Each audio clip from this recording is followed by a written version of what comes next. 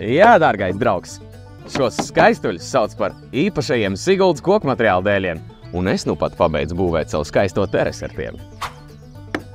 Ar šiem mazulīšiem tu vari uztaisīt īstu piemājas oāzi.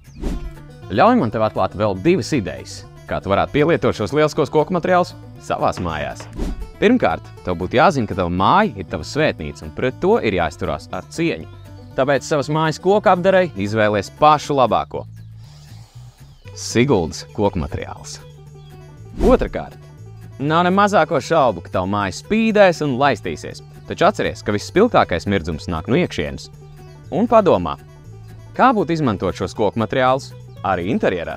Viņiem ir viss nepieciešamais koku konstrukciju veidošanai un piedāvā certificētas celtniecības materiālus kā C16, C24 un otrās klases materiālus. Kāpēc man samierināties ar garlaicīgu un nepievilcīgu vidi? Ja tu tā vietā vari izbaudīt īsta koka dabīgo skaistumu un izturību. Apmeklē mūsu mājaslapu, jo ir pienācis laiks piepildīt sapni par savu māju. Laižam strādāt!